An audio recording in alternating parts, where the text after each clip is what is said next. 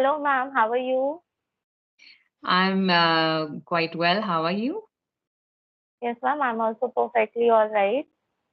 So the other day I was watching one of your videos and I love the way you speak, and that's the reason why I mailed you. And I'm really I'm feeling over the moon actually to be able to connect with you at this moment.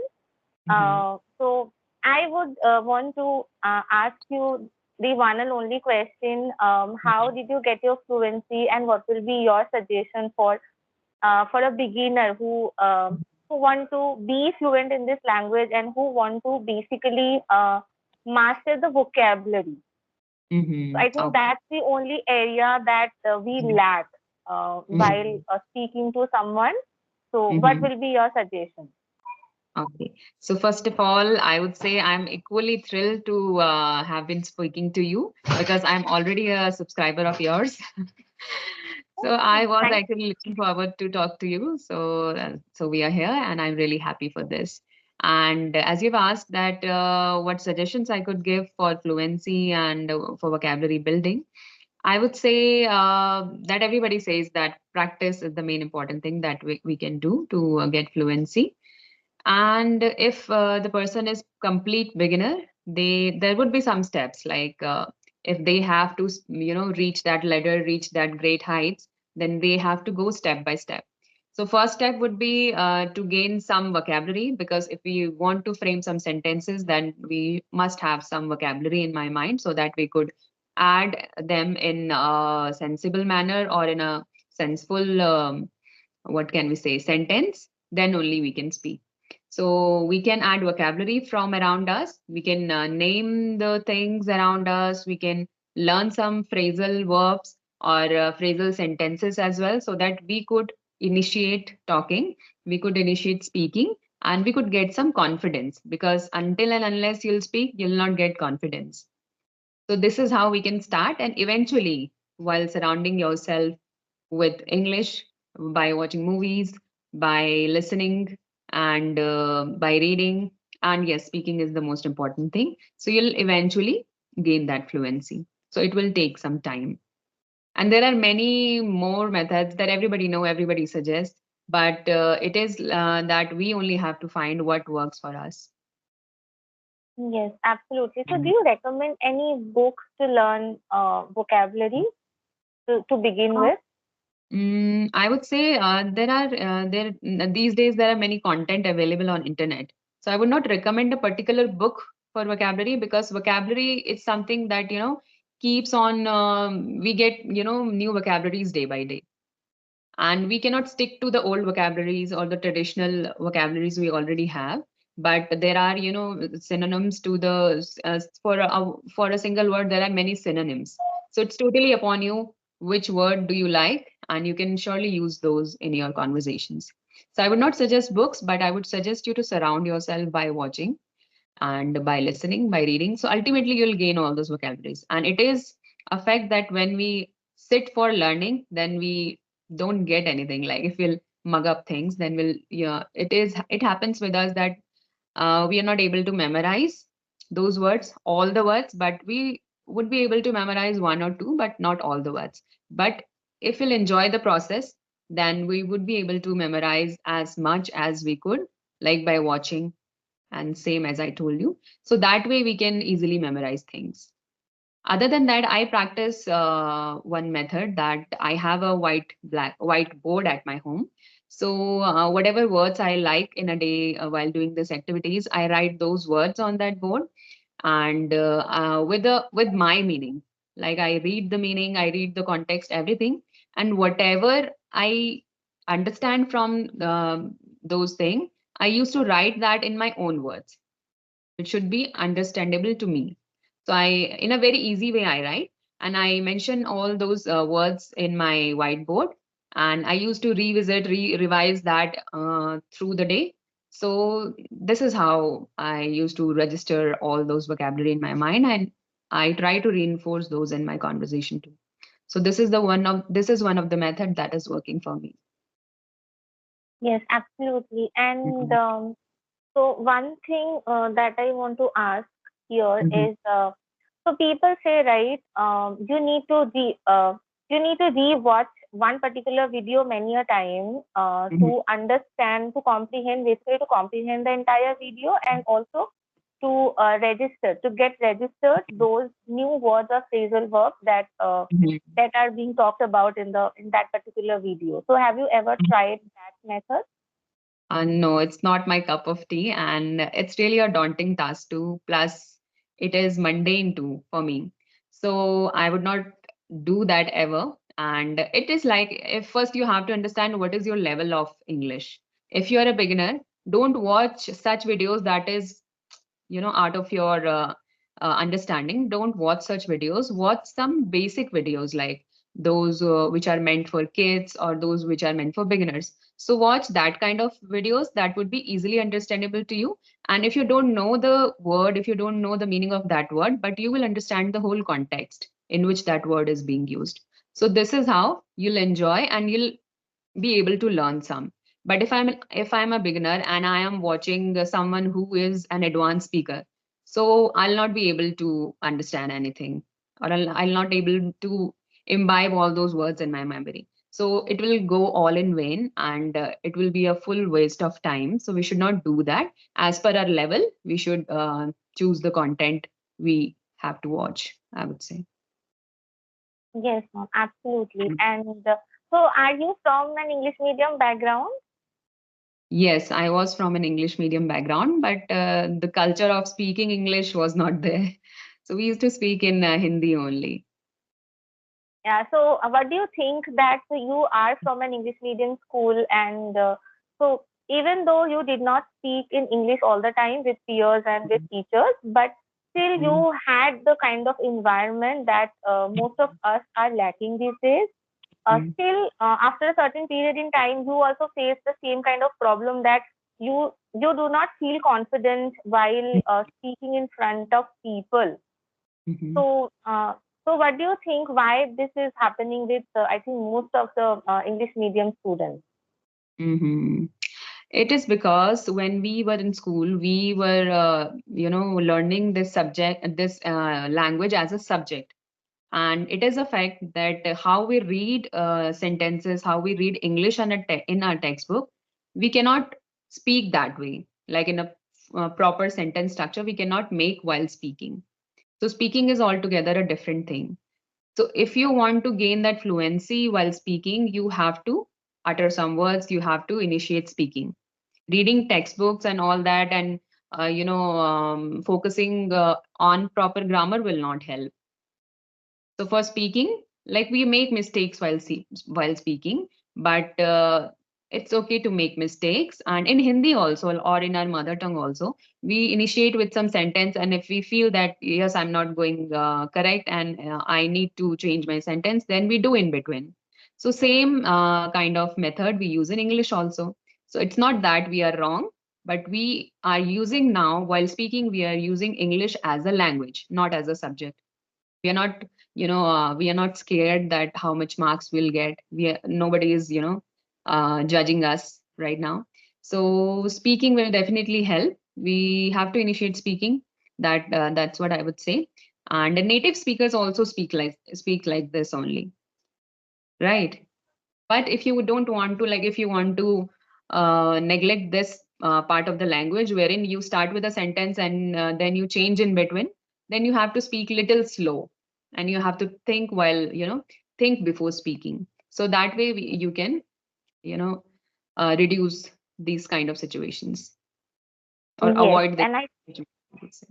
yeah, absolutely, and I think the role of connectors play a vital role in this because Mm, most of the time while speaking in English, I always use because mm, this is the reason why this happened. So I do, mm, though I know a lot of connectors, but mm, I'm not mm. able to use that Right, right. effectively.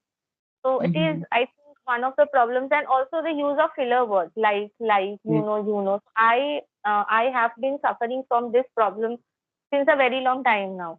So Mm-hmm. when I'm not sure what to say next, and when I'm not sure how to start the conversation, I always use Okay. So when I rewatched the video while editing and before posting the videos on YouTube, I was like, why? Like I have been practicing it since 8 months, and now Mhm. also I'm facing the same kind of problem. So Mhm. and also because I have not been consistent for a few months, I can say, but on and off I'm trying my level best to at least practice. Um, Mhm. what do you think? How we can maintain the consistency? Because problems, we all have problems in our life. We all have circumstances in which we do not sometimes feel like practicing and Mhm. maintain the consistency. So, what do you think? How you self motivate yourself? What are your ways to keep on doing the same thing? Hmm. So for consistency, first thing that we require is the urge to learn or the urge to deliver. Like we have a YouTube channel, so we have that urge to deliver and we have a responsibility to. Like if we have opened this, we cannot sit and upload videos by giving breaks, by giving some breaks. So to push ourselves, we have to give ourselves some responsibility or some compulsion. Like in my case, I have started, I have circulated my banner for starting my classes. So I'm going to start my classes from 23rd of this September, 23rd of this month. So now it is my, you can say out of compulsion, I have to learn, I have to prepare for my sessions because I have already circulated that I'm going to start from 23rd. So now it has become my compulsion to learn. So I cannot sit back and relax. So this is how you can, maintain your consistency by pushing yourself to do something. Like you have to set some goals. For me, the goals are like I have to teach students, so that is why I have to learn and I have to revisit my concept before teaching them. And other than that, I have a YouTube channel. So for my YouTube channel, also like it is growing really rapidly. So that is a kind of motivation too.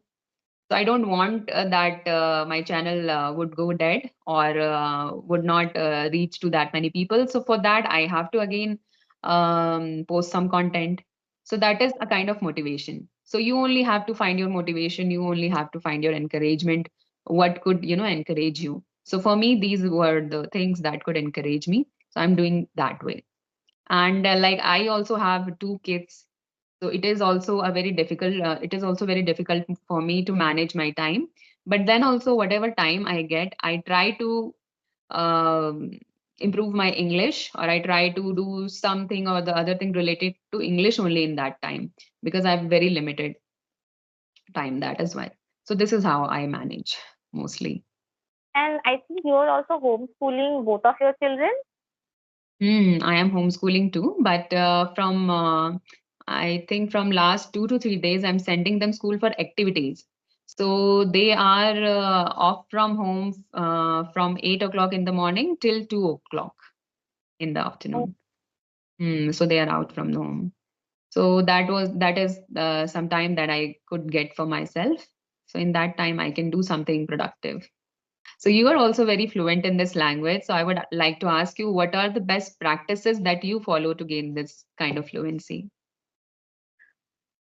so thank you so much for considering me fluent. The only problem that I have right now is a lack of vocabulary, I think, and so it's always running on my mind how to learn more words and how to be able to use those words while conversing.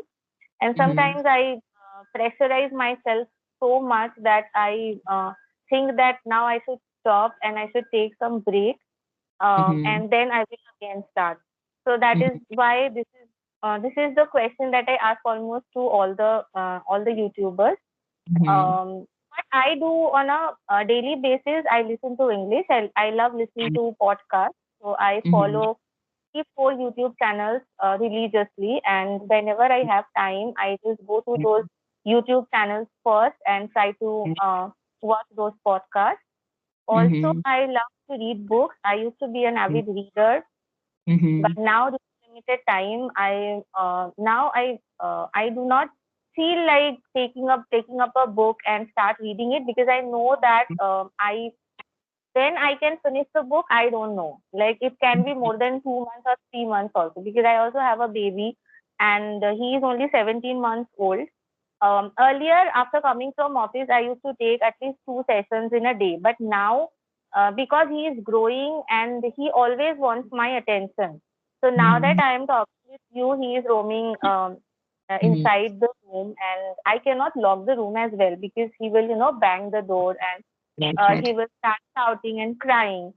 Mhm. So that's the reason why I have not been consistent, because I also Mhm. think that now he is very small, and I need to be attentive, and I need to give all my focus to him.